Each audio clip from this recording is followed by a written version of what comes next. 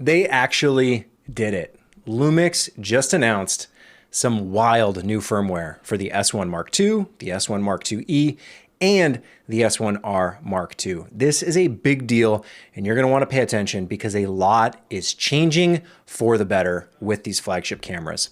So we're gonna go through all of it right now. Here's the overview. If you don't watch the whole video, know at least this. There have been some massive gains in terms of thermal performance for the S1 lineup, these new Mark II cameras. When they first came out, there were some people who were having overheating issues, other people saying it's not a problem. A lot of that we're gonna go into, but just know right off the bat, you probably want to install this firmware if you have these cameras just for the thermal performance alone. That's the biggest deal, but it's not just about thermals. We've got autofocus changes. There's new video codecs, new ways. Some of my favorite stuff that's in this firmware is the new ways ISO is being handled from a user interface, user experience perspective. We've got anamorphic enhancements and some other really cool stuff, all part of this one single firmware upgrade. It's not coming later, it's out right now, and it's huge. Let's talk about the thermals. We've got longer recording in changing environments. And this is one of the weird, tricky things about these cameras when it comes to the way they would get these overheating warnings. There'd be some people saying, I never have a problem, it's bulletproof, it's rock solid, and other people saying it overheats like right away, it's so quick. And I guess what they've discovered is that there was some weirdness going on when it was changing temperature. So if you were indoors and it was colder and you went outside and it was a little hotter, that shift in temperature is what would trigger that sensor. So they fixed that in the way the devices are calculating temperature. But we've also got some improvements just to the massive like runtime capabilities of these cameras. There's a whole website landing page dedicated to this stuff that you can really dive into and find specifically what you're looking for. But at a high level overview, just at a glance, the S1 Mark II and the S1 Mark IIe are almost basically unlimited from everything Lumix is saying and what they've put out. Again, you can go look at the landing page. I'll put a link to it in the description so you can go check and see if your particular codec, your flavor of frame rate and resolution matches. But for the most part, on the S1 Mark II cameras, more or less those limits are kind of gone, with the exception for the like highest frame rate modes. So the S1 Mark II, that's 120 frames per second, like the highest frame rate resolution combo. And on the S1IIe, that's 6K 60.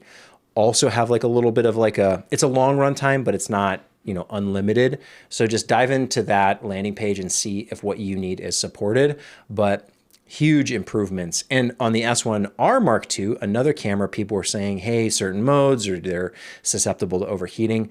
Kind of across the board, again, different resolutions, different frame rates, but in general, it kind of looks like it's a twice improvement. So like, let's say you were getting overheating around like 15 minutes, you probably can stretch that to 30 minutes now.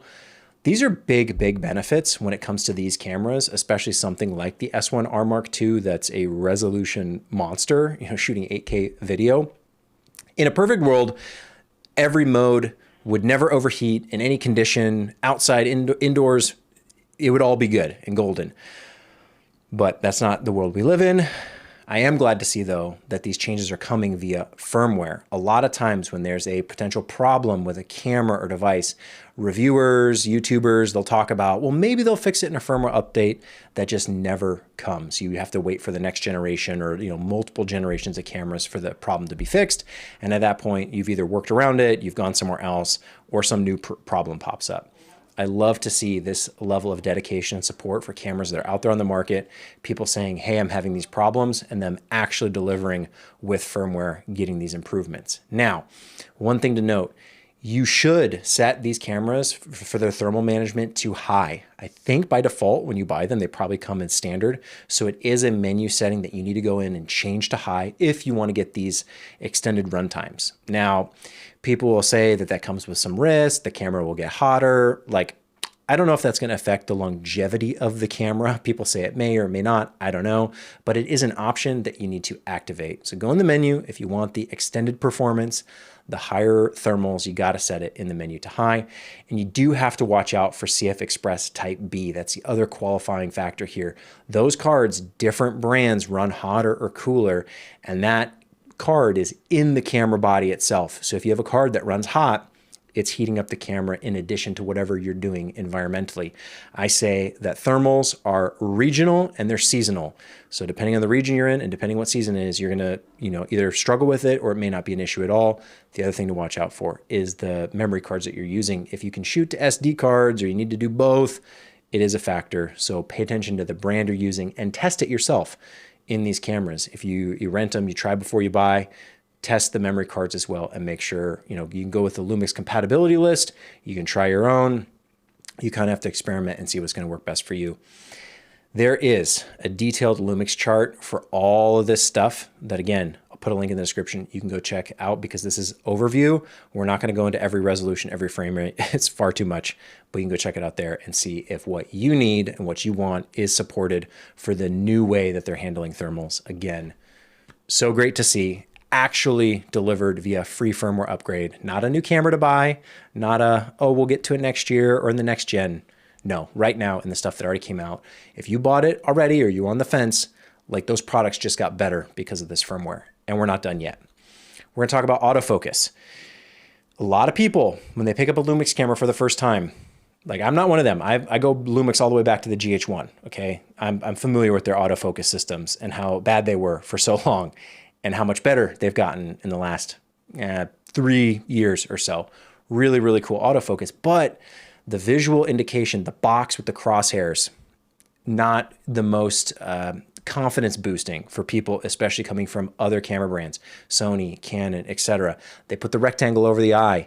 It feels very sticky, very gluey, like the eye is in focus. That's what you want in focus. Now you have that option in these Lumix cameras as well. You can do the rectangular eye detection box, or you can stick with the big box crosshairs, whichever style you prefer. Now there's both. Makes these cameras a lot more approachable for people coming to the system from somewhere else, wondering, hey, am I getting the same good autofocus? I don't know. Now the visuals kind of represent the quality of that focus that you're actually getting in camera. You've also got the option to toggle off multi-subject display. So these new cameras can detect multiple human subjects.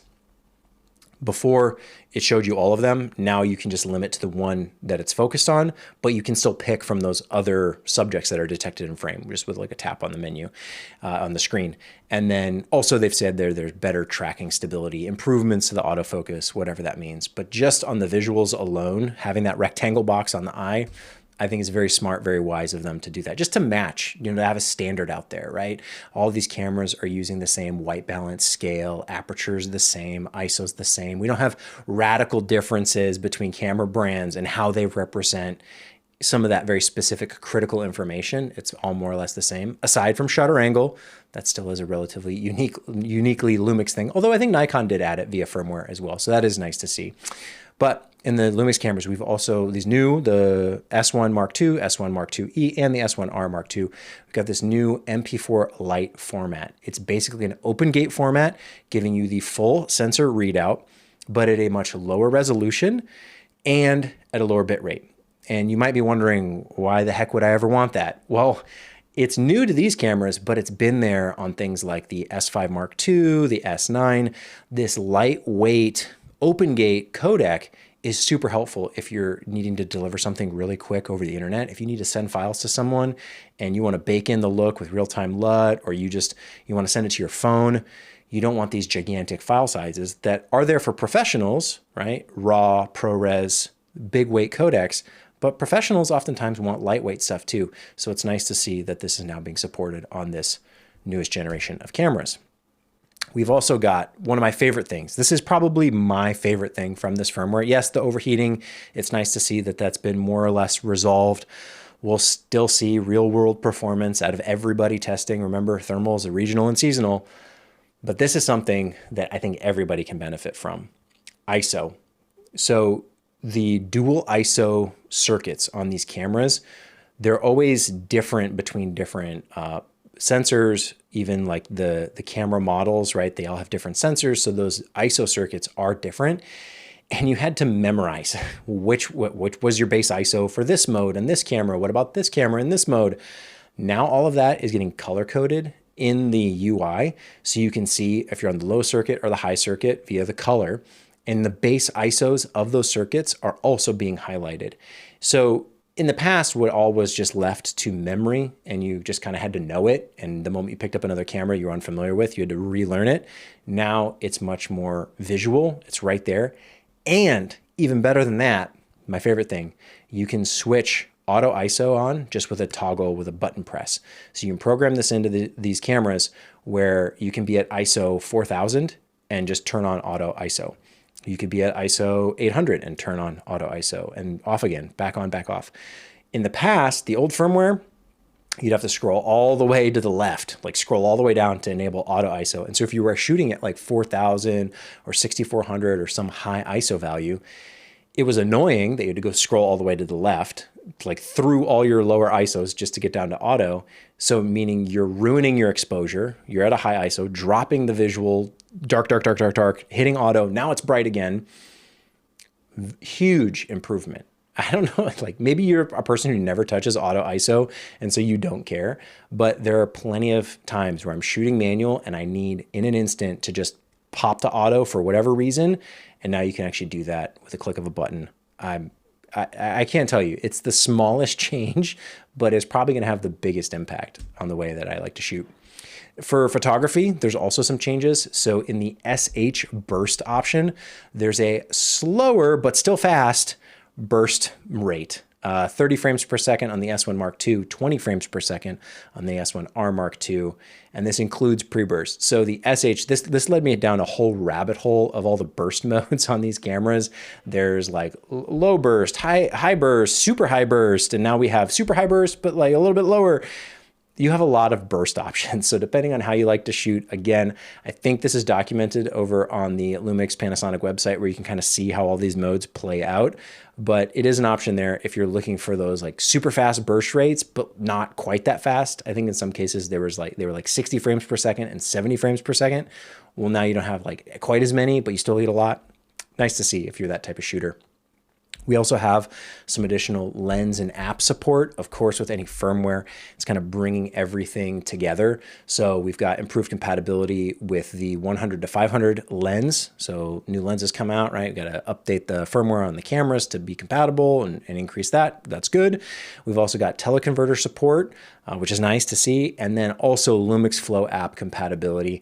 I think this was lagging behind some of the other cameras like the S5 Mark II, I think in the S9 probably, or maybe the GH7. I forget, but basically these new cameras are brought up to the same standard as those other cameras that had that support. And I imagine that'll be the cadence we continue to see in the future where new cameras come out, but then we've got to kind of like walk it back a little bit to bring them up to speed with some of the other stuff that's out there software-wise on the app side to make sure that you're getting the compatibility for everything you need. And it's, you know, some of the monitoring stuff that you can do with the Lumix Flow app that you couldn't do before, you can do now, which is nice to see. But we also get some other enhancements. There's faster focus stacking. This is one of those super niche features I don't know a lot of people using, but once you realize it's there and if it's something you need to do, the fact that you can focus stack right in camera, really, really nice feature if that's something you need to do. And now it's faster, so that's good. We've also got general stability improvements. I don't really know what that is, but hey, it's nice to see that it's being addressed. And we actually get another one of my favorite features, 1.6x anamorphic display mode. So for whatever reason, they supported 1.3x, 1.5x, 1.7, 1.8, or maybe 1. I think 7 or 8, one of them. They had all these support for all these anamorphic modes, but not 1.6, which is my favorite. I think I don't have one next to me, but the C-Ray makes some 1.6 anamorphics, which 1.6 is such a nice squeeze factor for a 3x2 open gate sensor. The final display, I forget what it is off the top of my head, but it's pretty close to CinemaScope or something like that, right? I don't like the ultra widescreen, 3x squeeze or even 2x on like 16:9. It gets ridiculous how much black barring is going on. But at the same time, you want something usually when you're shooting anamorphic more than a 1.33 because that's just, it's not doing much, right? So 1.6 is kind of that. You're getting, it's stretched. You're getting the aesthetic, you're getting the flares, you're getting the pincushion distortion, all that cool stuff. Now it's actually supported in the camera when it wasn't before. So before I was shooting, I would have to put it in like 1.5x, so I'm like kind of seeing what I'm going to get, but it's not exactly right. and even in the image stabilization, they're factoring 1.6 in as well. So it just means that when you have those lenses, you're seeing the right stuff, it's stabilizing the right way. And that's ultimately what you want. So we're in a really, really good spot. I'm gonna go back to the overview here so you can just see all of it again one more time at a glance. Thermal improvements, massive, massive, especially for firmware. A lot of these cameras come out and they roll out some firmware that's just basic little simple stuff, bug fixes, whatever. This is huge because these cameras, I think a lot of people, myself included, it's like, I don't want to commit to a camera if I can't trust it 100%. And I don't even know that I can trust these cameras 100% yet either because I haven't used them myself. I haven't gone to that limit. But when people start saying, ooh, maybe watch out for this, hey, watch out for that, it gave me pause, gave me hesitation going, you know, I'm not willing to roll the dice just yet. I'm kind of happy with everything I have. What I have is working. So, you know, don't rock the boat, so to speak, especially if there's any concern around overheating. I live in Phoenix, Arizona in the summer. It's quite hot, especially outside. I need cameras that can keep up. I love seeing what's documented here by Lumix. Again, we got to see what the testing reveals. Maybe there's still some problems out there, but it's nice to see that it's being addressed and being addressed so significantly. This is not a 10% improvement, a 20% improvement. We're seeing 2x improvements kind of across the board to the point where it's kind of unlimited, aside from those specific modes where you're shooting super high resolution, super high frame rate, or using a kind of hot CF Express type B card, which they do tend to run hotter than the SD cards, which is super unfortunate for the technology. And it's kind of like you wish you could have the faster read-write speeds, but not have the increased power consumption, the increased temperature. Ultimately, very happy to see this level of support for these cameras. Lumix has always had a pretty decent track record when it comes to firmware, adding significant features. I remember things like camera to cloud being added to cameras. That's like a brand new feature. Huge, huge change. Nice to see that this stuff is being addressed and fixed. And, you know, whether that's you and you have these cameras or you've been looking to buy one and you were worried, now we have a lot more reasons. And, you know, what's great is that the price of these things didn't go up. In fact, the price, you know, maybe catch it used, maybe catch it on sale. It is that time. It's Black Friday, right? It's the holiday shopping season. So really nice that this is out when it is, because if you're on the fence, I think now you've got a lot more reasons why these cameras are appealing. And I would say check that list that they put together for thermal stuff. Make sure that it's going to work for you and your setup and your needs. And then also always, always, always try before you buy, however you can. It's usually the best choice to make sure you actually get what you want. But I know that I am personally excited because the S1 Mark II, it is almost flawless. I mean, it's so close to perfect. There's some things I'd love to see in that camera, but I'm also... I've got a high bar that I set and for things that I want or need or expect in a camera. I know I'm not everybody. I know I have my crazy wish list of things, but the S1 Mark II is pretty close to perfect. And just with more rock solid thermal performance, that's what I've always loved most about the Lumix cameras, is that they can pretty much stand up to whatever I throw at them, whether it's the S5 Mark II or the GH7 or even that S9. Incredibly impressive camera. That one will overheat in certain environments, but all things considered, I'm a little happier with that one for as tiny and cute as that S9 camera is. That's a fun camera. It's really, really nice. But yeah, the rest of the Lumix lineup, glad to see they're kind of maintaining that reputation of having stuff that is more rock solid, is more bulletproof and future-proof and environment-proof. Wherever you put it, I want to make sure that it can stand up to the challenge at hand. And CF Express Type B, it's unfortunate that it runs as hot as it does compared to SD cards. I don't know what you do about that. It's really tough. People want the faster card speed, but then what if that comes with it's like catch-22, right? I don't know. SD cards are kind of nice, but they are slower. So probably a topic for a different video. But if you're interested in the firmware, you can head over to that link in the description, check out what Lumix has going on, and just see how much better these cameras got in like overnight, flip of a switch, one new firmware, and they're in some ways brand new cameras.